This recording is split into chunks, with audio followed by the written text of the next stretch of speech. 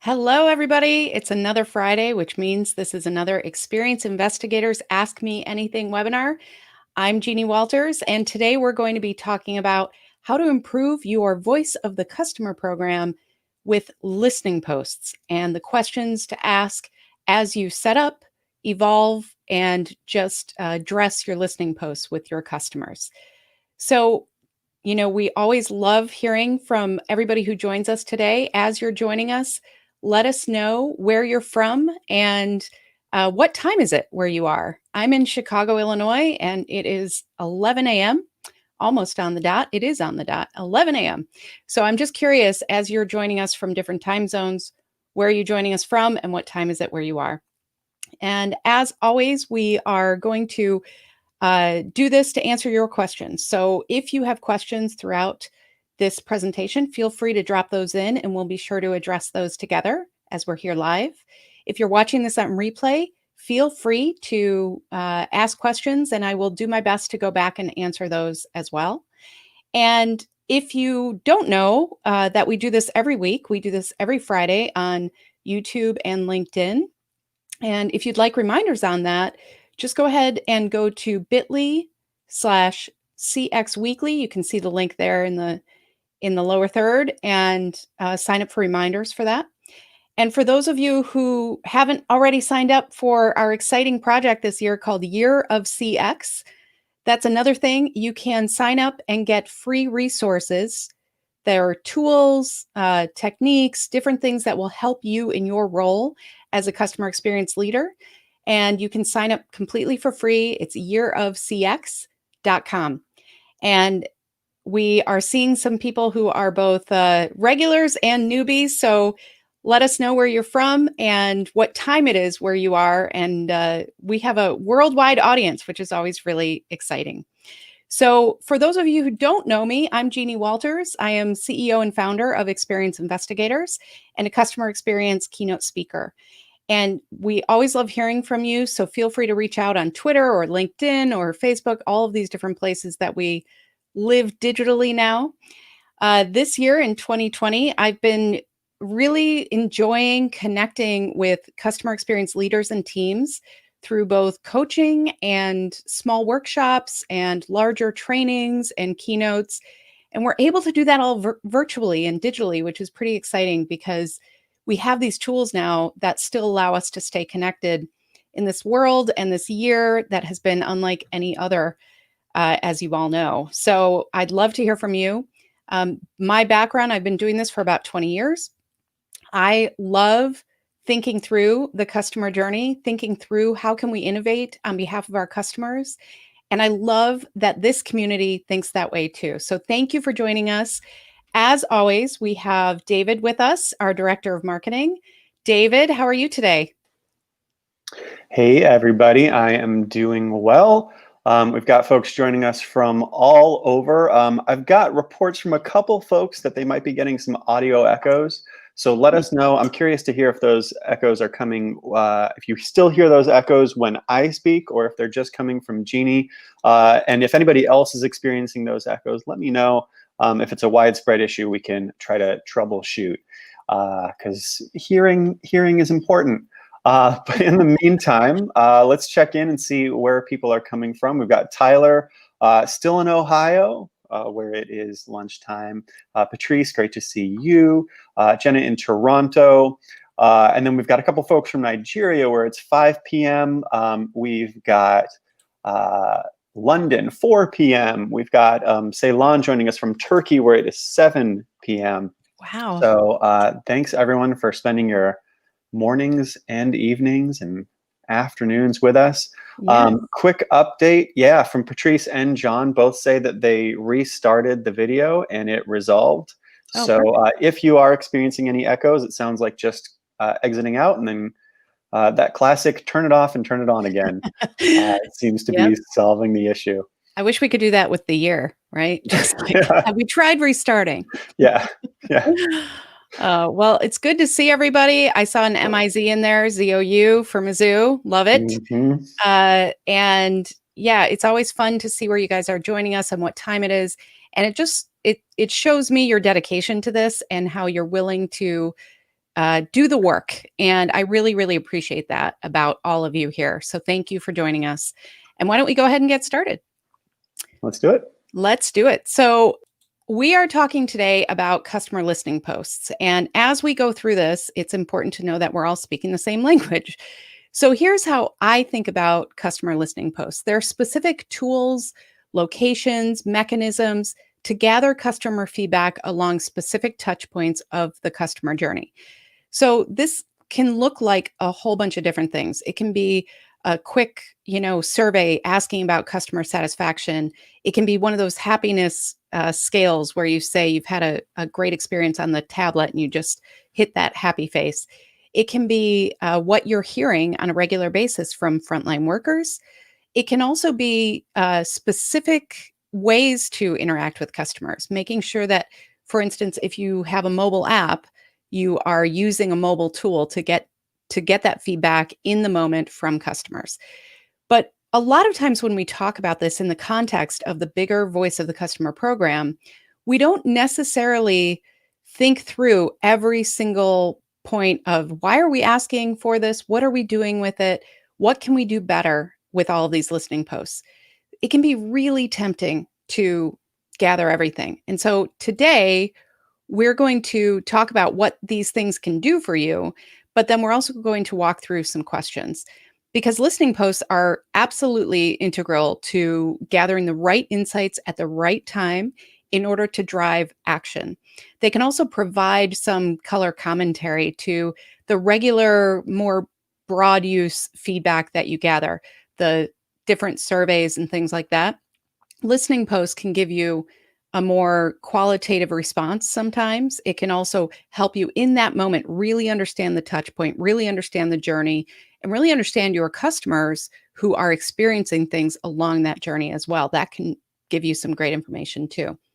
So today we're going to dive into these questions, and some of them might seem obvious and simple, but anybody who's designed a voice of the customer program understands that sometimes the more straightforward it seems, it can be very complicated if you don't really think through things in a proactive way.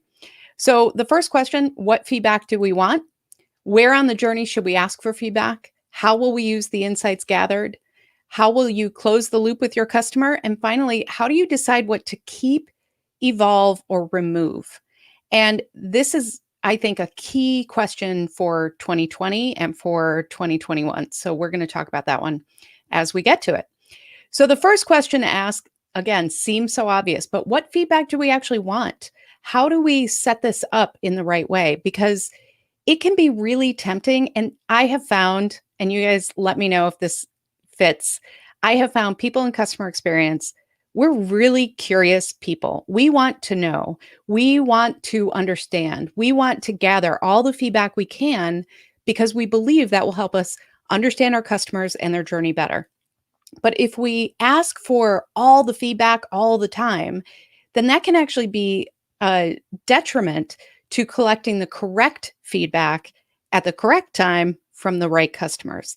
Because if we don't know exactly what we're looking for and we're just asking for feedback everywhere, then it can be overwhelming for customers. They can stop really engaging with it. And if we're not prioritizing it, then why are we asking? So make sure that you really understand what are the obstacles, the challenges, or the new parts of the journey that you really want to explore. For instance, if you roll out a mobile app, you probably want to get feedback right at that touch point. If you have a new billing process, maybe asking for customer feedback as they go through that process. As you evolve the customer journey, it's a perfect opportunity, I should say, to introduce a listening post and gather feedback at the right moments of that journey. I also like this idea of brainstorming a list of potential questions you'd love to know the answers to. So get your team together and think about the journey and think about if we could ask every single question that we wanted, what would that look like? And go crazy, brainstorm a big list, and then take that and figure out, okay, what do we really need to know? Because when we think like this, we sometimes want to lead the crusade for our customers within our organization, but we also have to be realistic here. What is our organization capable of? What can we really do with this feedback? What do we need to know in order to take that action? So be sure to align all of these goals and your listening posts with your customer experience success statement, which we have as a downloadable for you on our site. So feel free to grab that. But if you have that success statement, then you can align all of the goals around what feedback you want to gather with the outcomes that you want to get. So it can be really useful to think at that high level and then brainstorm all those questions that you want and then start prioritizing those based on that alignment with your success statement. So make sure you've defined success here. And then the next question is, where on the journey should we ask for feedback? This is a simple location question. What are the points along this journey that make sense to ask for feedback? It might, we might want to know, for instance, are people okay waiting for a delivery of a product? How do we know that? Well, it might be tempting to say, well, let's ask them right when they're ordering, or let's ask them in the middle of the delivery process. But that probably isn't super conducive to you or the customer. We have to think through, where is the most logical place for the customer that makes sense, that's comfortable, as well as where on the journey is it most important for us. So, what are those key moments? That's what we're asking here. And a journey map can be really handy. If you have a journey map, this is a great way to use it. Look at your journey map, figure out what are those moments of truth that are critical to our customers' experience. How can we dig in and understand more in those moments of truth? What are some of the things that we know are not quite working for our customers? Where on the journey does that take place? And how can we ask for those bits of feedback as we go forward? And so really look to those key points along your journey, but also put yourself in the customer's shoes. Think about what's comfortable for them, what's appropriate. How do we gather that feedback in, as close to real time as we can, but also making sure that it makes sense where we're doing that. And then this is a big question. How will we use the insights gathered? I have seen a lot of surveys, a lot of touch point feedback mechanisms that don't go anywhere. And I'm sure you guys have too, both as customers and within your organizations. I had one situation. I was a frequent flyer before 2020. And I had one situation where I kept getting the alerts about, let us know how your flight went. Let us know how your flight went from an airline. And while I appreciated being asked that, I said the same thing over and over and over and over and over. And I got to a point where I started using the open-ended text to say, I know you're not reading this, because somebody would get back to me if you were.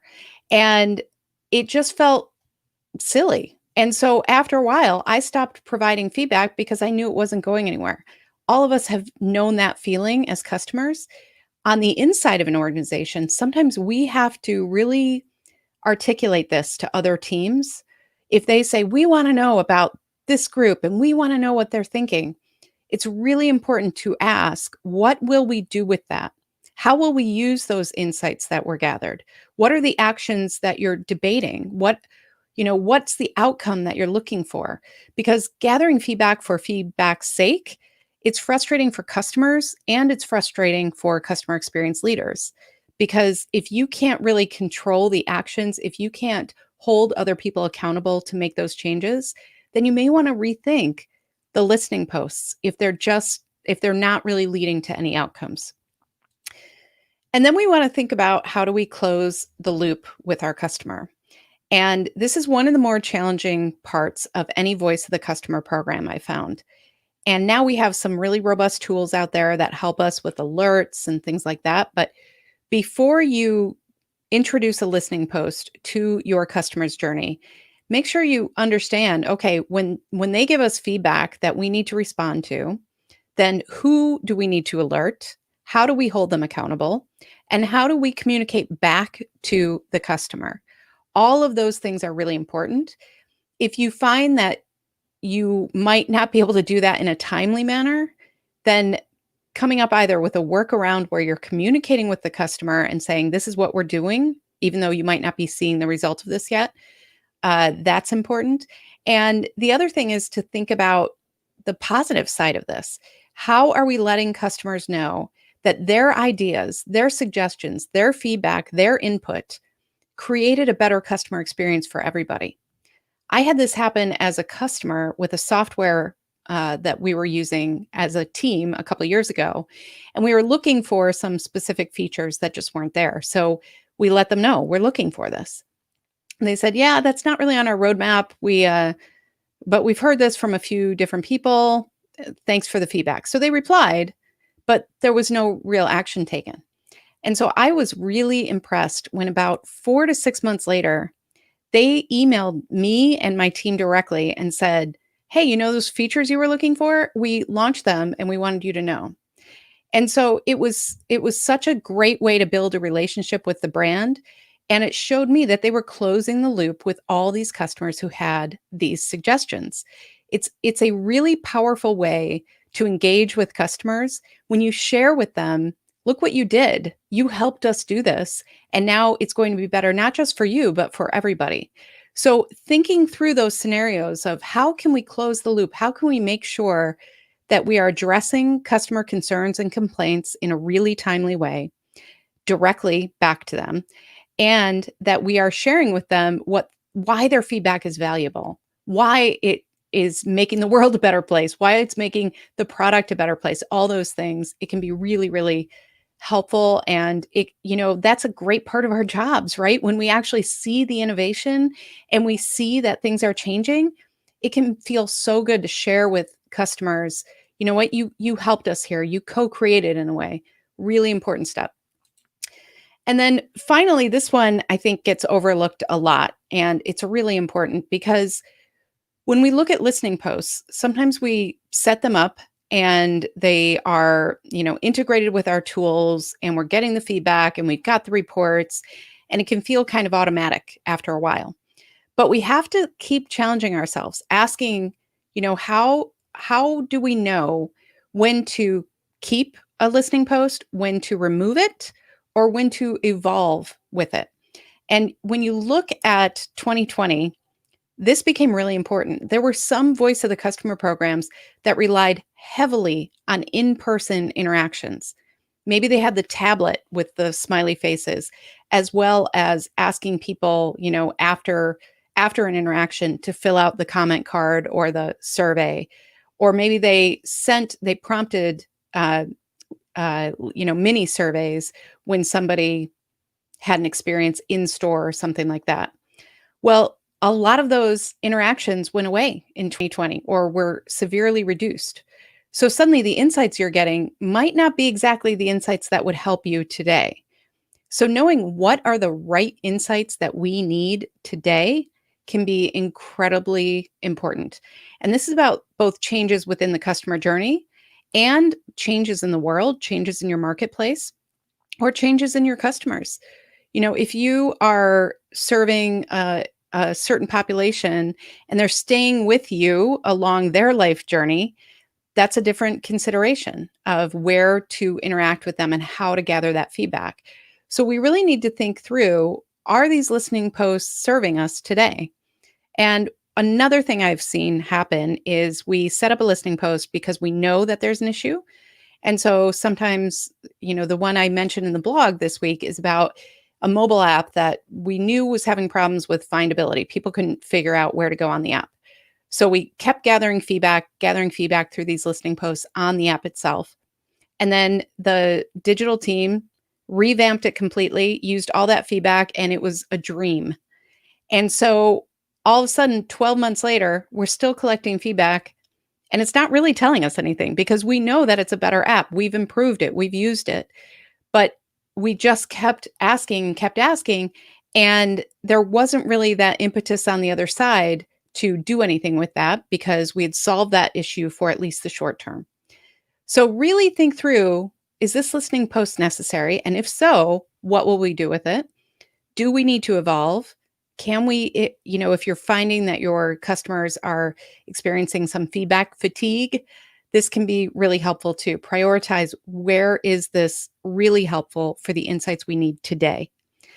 So those are the questions to think about as you develop your listening posts or as you evolve or as you create your voice of the customer program. And, you know, when we talk to clients about these, sometimes they are apt to say, well, we're thinking through all this. I encourage you to really do this, to really think through these questions with your team, with other people, because everybody has different insights and you can discover some really cool things. And sometimes it's a matter of, you know what, we should have a listening post there and we don't. So all sorts of things come out. So, what feedback do we want? Where on the journey should we ask for this feedback? How will we use the insights gathered? How will you close the loop with that customer? And how do you decide what to keep, evolve, or remove? Those are the questions that can help you improve your listening posts as you go through with your voice of the customer program. Because essentially, a listening post is a moment in time with your customer. And so we need to make sure we have a strategy, a plan, and a willingness to ask these questions and do the work, frankly, before setting them up so that our customers are happy with these, that we get the insights we need, and that we are really doing this for the right reasons, not just for feedback's sake. So I'm really curious how you guys are using listing posts. I would love to hear about your experiences here. I would love to hear if you have things that you're now thinking like, oh, maybe we don't need that, or any reactions like that. So, share what you're doing with your voice of the customer program, because this community really benefits from each other too, which I appreciate. So at this point, I'd love to open it up to Q&A and see what questions you guys have. You always have fantastic questions. So, David, what are we hearing? Yeah, just quickly, a bit of housekeeping. So if you're on LinkedIn and you want to ask a question, but you're afraid that commenting might trigger that echo issue for you, you can shoot me a direct message through LinkedIn messaging, and I will relay that question along, so you don't have to risk running into that issue. But we do have a question to kick us off from Tyler, who is on YouTube watching today. So no issues there. So Tyler asks, sometimes the hardest feedback to act on is a case like, hey, Susie in customer care was great. She solved my issue with ease and made me feel great. Too often that's taken as we should celebrate Susie Mhm. instead of looking at, well, Susie shouldn't be put into a position of having to be a hero in the first place. Let's celebrate Susie, but let's not stop there. Let's also have Susie not get that call again. So That. all of that example, it leads us to the question of how do we get the mindset shifted to removing the need for heroes instead of just Mhm. celebrating them? I love this question, Tyler. That's a really good perspective to remember too. That first of all, we should celebrate Susie. She did a great job. She got mentioned by name, absolutely.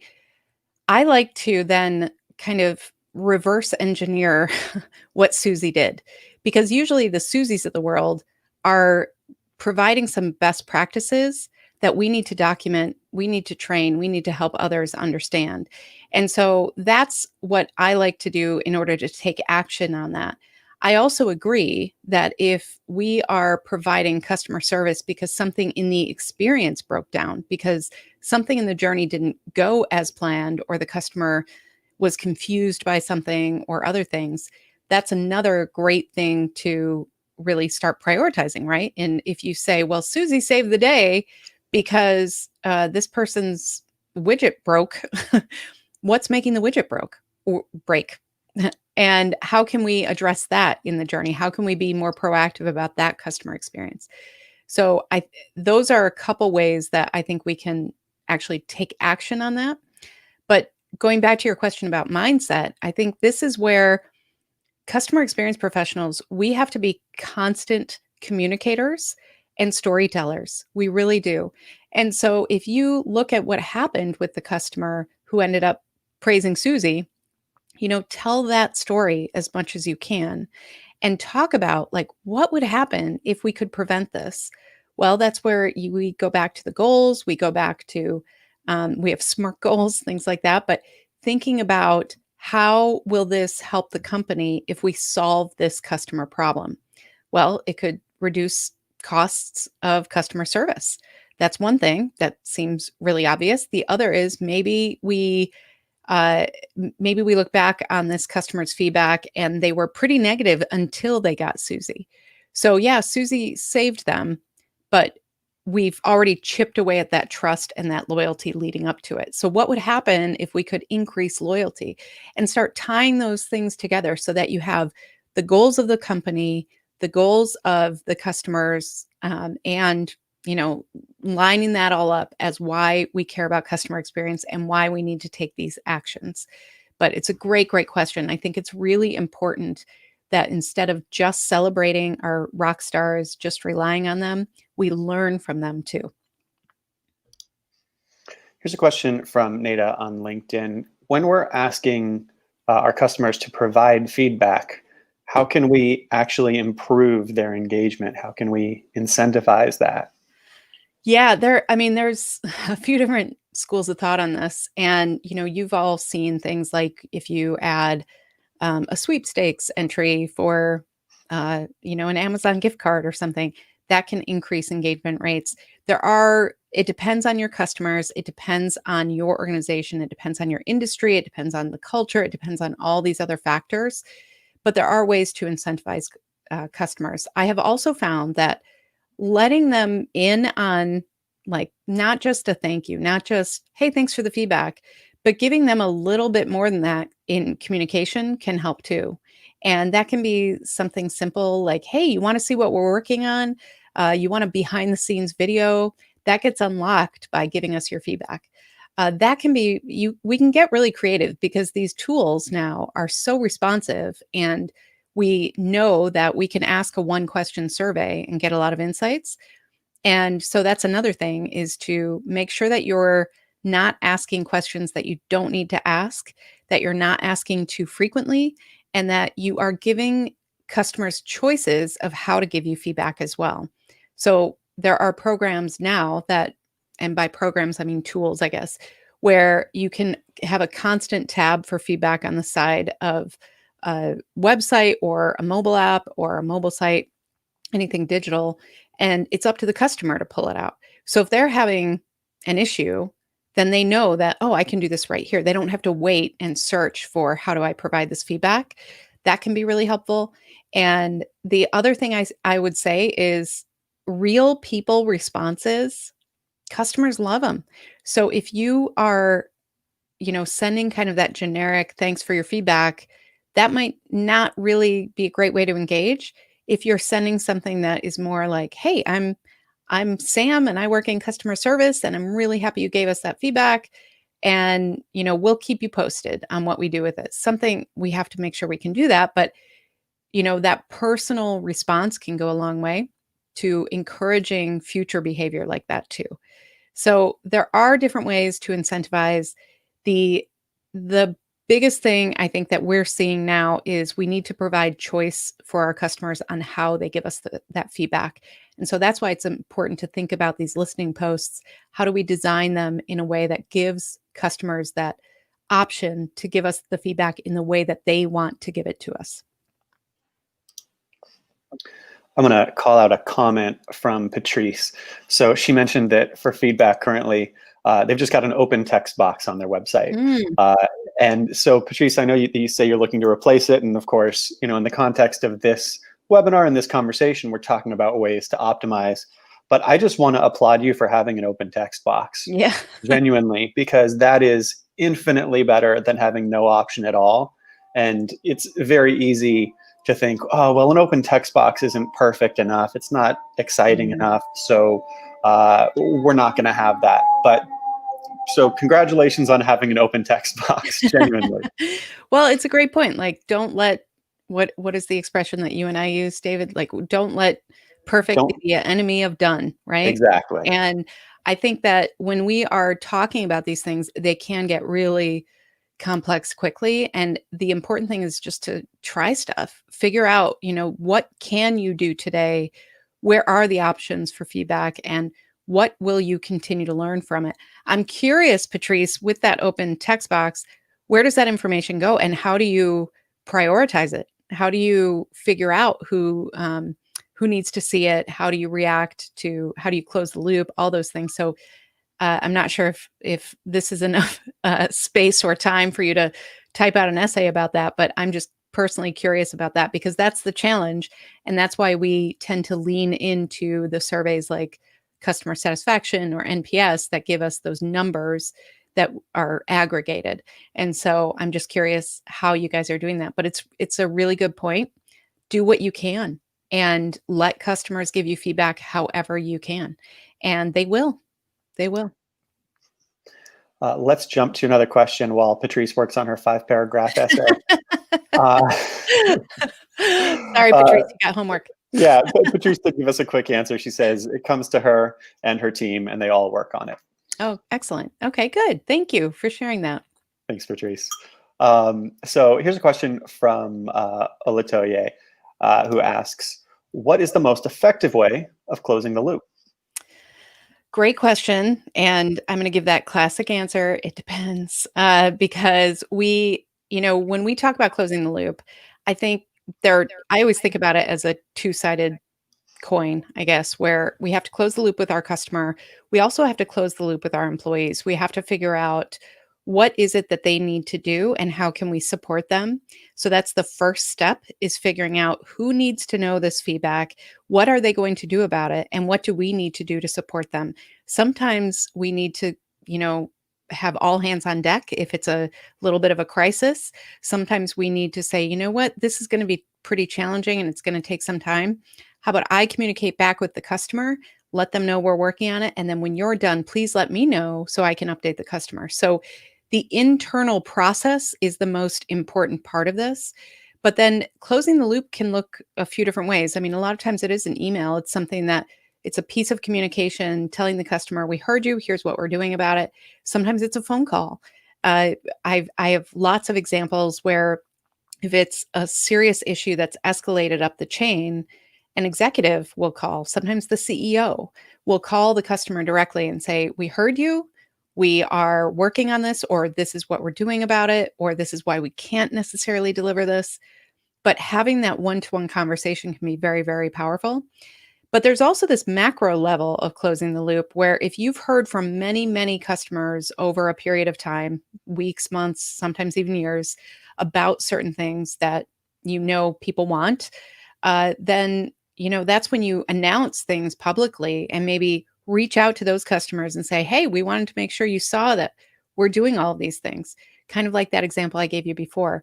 So that's, all of those are examples of closing the loop. Another thing that we often don't talk about in customer experience, because we believe with our hearts that everybody will stay with us forever. But when customers leave, that can be a really important touch point. That can be a piece of feedback. A lot of times they give us that feedback, I'll never shop here again, and then they leave. If we get that feedback and we know who that customer is, writing a handwritten note can go a long way and just say, we understand, we're sorry to see you leave. And, we hope that we have the opportunity to serve you again. But something like that to just tie a knot on the end of their journey can be very powerful as well, and help them be a little more open to the possibility of working together again. Now, that's not feasible in every organization, but if you have a smaller organization or B2B where maybe the relationships are a little higher level, then that can be a great way to handle it as well. Let's jump to a question that came in through email. So the question asker asks, we're just beginning to set up our Voice of the Customer program. Is it worth collecting all the feedback we can, even if we're not sure we can act on it? It's hard because at this stage, we don't know what we don't know. Mm-hmm. Yeah, I know this is tough. This is a tough one because that's absolutely true. We don't know what we don't know until we don't know it. And I think that when I look at this, I think about, again, what are the priorities here? What feedback would help us move the customer experience to a better place? What are the priorities we know about our customers? We might not know, the details that we get with a robust feedback program, but usually we have a hunch. We know we interact with our customers.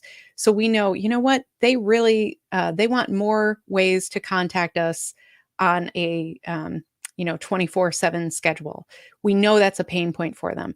So as we introduce different contact points or as we extend hours or things like that, we want to start tracking the baseline. And then as we improve it, we can then see, is this really working for our customers? Is this delivering what they need in order to fill that challenge or obstacle? So it can be so tempting to want all the feedback. But if we're asking for feedback at every touch point in the journey, and if we're, especially the way we're doing it, like I mentioned, the proactive nature that the customer can have with those slide outs, if we are proactive, if we as the organization are pushing it out constantly, then it just becomes noise to the customer. And especially if they're not seeing any changes, and especially if they're not having that closed loop experience. So what I would say is look at those priorities, figure out what are the challenges and obstacles we know about, where are we already planning to improve the experience so that we can have a baseline and see again if we're delivering for our customers.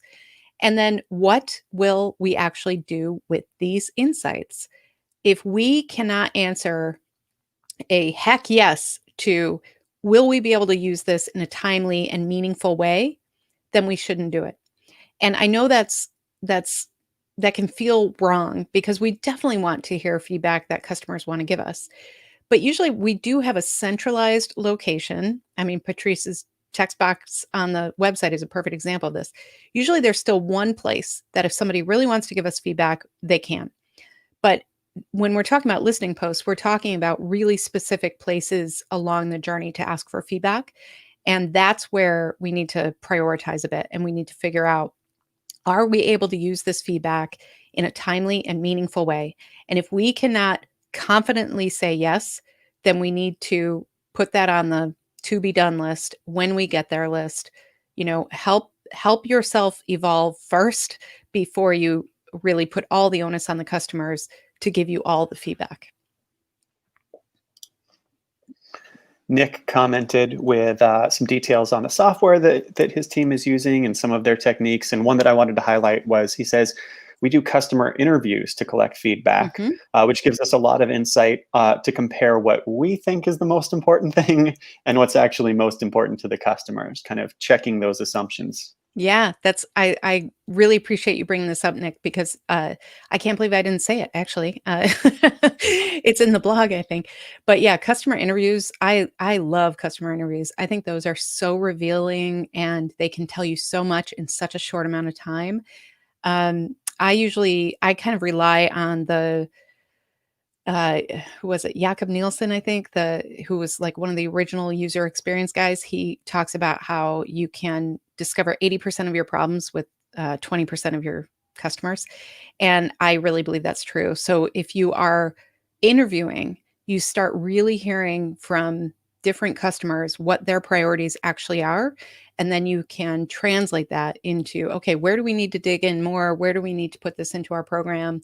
And figure that out. But I think it's so important to have that open mind that you talk about too, Nick. Like we have to make sure that we go in humbly to those customer interviews. And I think we actually did a webinar on this topic. So we'll look that up for you. But the whole idea of how to really ask those questions in a way that we can keep an open mind and really hear what they're trying to say, because it can be really easy to be defensive without even knowing it, especially if you've helped design the product or if you're on the team that you think you're doing a great job, and then you start talking to customers and they say, not so much. That's hard to hear, but it can give us so much information. So great point about interviews. And Nick, while I can't point you right to that exact past webinar, I will just call out here that all of our past webinars are live on our YouTube channel. You can get to it by going to bit.ly/GenieYT. And so, you can search in there and by keyword and probably find it Mhm. pretty quickly, as well as a Mhm. bunch of other great stuff. We hope Um, so. we hope so. Yeah, hopefully it's well organized. So I want to bring up a question from Jenna. She asked this one through LinkedIn Messenger. So it's working. So she asks, when feedback is unsolicited, especially related to products and tools, How can we effectively close the loop without having one-to-one communication? Uh, could you repeat the first part of that question? I want to make sure I understand what she's asking. Yeah, so when feedback is unsolicited, particularly in relation to products or tools, how can we effectively close the loop without having that one-to-one Okay, communication? great. I thought you said unsolicited, and I wanted to make sure that's what I heard. So, Yeah. this is another fantastic question. So, unsolicited feedback. The way I think about unsolicited feedback is that if we are designing the perfect customer, they would give us unsolicited feedback because they are so invested in the relationship that they want us to know things. So I like to prioritize these people, these customers, especially if we know who they are. Sometimes we don't. Anonymous feedback comes in. We can't necessarily close the loop with that, right? But we have to really look at how can we address what they need, let them feel heard, and close the loop as best we can. So sometimes what that means is they get, a response saying, "We heard you," and then maybe a week or two later, we send out an update of all the things that we heard through unsolicited feedback. We let them know that we're working on it or not. Um, it is hard to do one to one, and so I feel your pain on this. I do think that's the most effective way. It can be very challenging and very hard to scale. I totally recognize that. So, the other thing that we can do here is ask the customer as they're filling out this feedback, ask the customer, do you want communication about this? And set up a communication channel, a small a way to really put them into a list where we can say, here are the updates of what we're working on. Here are all the things that you heard about. So that's one thing that you can do to help scale. I think the other thing is if you know who these customers are and if you have a robust tool, you can start identifying them throughout the journey so that if they do call customer service, if they do reach out in a different way, we recognize that, oh, we really appreciate that you sent us feedback about this earlier, so that we can recognize that for them. We can also do that with social. If they complain on social or something like that, we can then use those touch points to really help the customer feel recognized and known. Because customers, regardless of industry, this is one of the most important things in customer experience. Customers are asking to be known, and they're like, "You have all my data. Why don't you know me when I call?" And that's a piece of this that I think can help a lot, is by really understanding who our customers are and then along the journey recognizing the actions that they've already taken. But this one is a bit of a challenge. I do encourage my clients to prioritize. Especially, you get some nonsense, right? You can ignore the nonsense, but if you get people who are legitimately sharing because they want you to fix it, they are that invested in your relationship, that is a gift of a customer, and we need to recognize that they're more invested than somebody who doesn't take the time to do that. So I hope that helps. That's kind of a tough one. You're not solving all the world's problems in this webinar. What are you doing? I try. Let's wrap up with one more question, kind of reflecting on the year and looking ahead a little bit. So, besides seeing fewer in-person voice of the customer experiences, have you seen any major shifts in how companies are collecting feedback in 2020, and how does that forecast for the Mhm. future? Yeah, this is another very good question, very challenging question. I think the in-person thing is definitely the top thing I'm seeing, is that we just don't have that opportunity like we used to. The other thing I'm seeing is taking advantage of this virtual world where you can invite customers to a virtual focus group and have them from all over the world. You can conduct customer interviews and time zones and things like that. We can get really creative with how we do that because it's all virtual. So those things I'm seeing actually go up. I think a lot of organizations are investing in those types of programs. On the flip side of that, there are some organizations that are losing uh, employees. They are reducing in size, and so they don't have the resources to handle as much one to one closing the loop and things like that. So that's where scale comes in, and that's where prioritization comes in. And so I have seen organizations who used to have, let's say, 5 listing posts in their traditional customer journey. And after this year, realizing, you know what, we don't have the resources to act on this feedback like we used to. So they're prioritizing, you know what, we just want this one and this one. That will give us enough for this year. So that's another trend that I'm seeing is how important it is to prioritize, because we have to look at our resources realistically, our timelines realistically. There are many organizations who had to shift pretty dramatically in their roadmaps for product development, for digital transformation, all those things. You know, when you make a big switch like that, it's easy to neglect how that would impact your customer listing posts, but it has a dramatic impact on if you're changing the experience, you need to figure out the best way to gather feedback based on that new or evolving experience. So that's another thing I'm seeing is just really understanding, you know, inside our organizations, what do we have? And then understanding outside of our organizations, what are the changes that our customers and the world, what are we all experiencing? And putting those two things together for priorities. Great. Well, that's going to do it for our questions today. I just want to wrap up by thanking everybody again for being here and for the great questions and comments and sharing your experience and insights as well. You know, I feel like we're all an average of the people who we spend our time around because we all have an influence on each other. And so the fact that everybody here is spending their mornings and in many cases their evenings to take the time to spend it with us and this community and share your experiences. I mean, personally, it means a lot to me. It's really kind of moving to me. So thank you for being here and thank you for contributing. Thank you, David. And Yeah. thank you, everybody, for being here. I will reiterate everything that David just said. It's a joy to have these conversations with you, and I'm so pleased that we're able to do that on a regular basis with one another.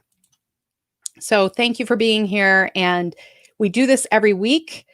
So be sure to sign up for those reminders of bit.ly/CX Weekly. That's how you get the reminders for when we're doing this on YouTube and LinkedIn Live.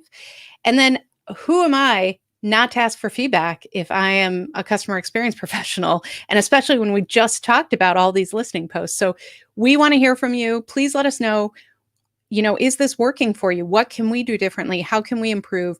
What topics are important to you that you want us to explore in the future? We want to hear all of that from you. So bit.ly/let Jeannie know.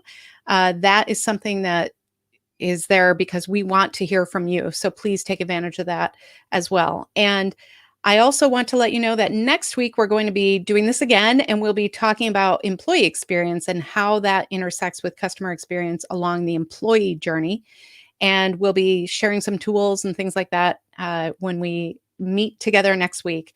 So thank you, everybody, so much for being here. And if you haven't already, please sign up for yearofcx.com. That's there for you as well for all of the tools and resources that you can get throughout the year as we go through this together. So everybody stay well, stay safe, and thank you for continuing to be a part of this. And thank you for standing up for your customers, because as you know, the mission of my company is to create fewer ruined days for customers, because I think that leads to a better world. And I know all of you are working towards that. And so thank you for helping me live my mission too. Thanks, everybody. See you next week.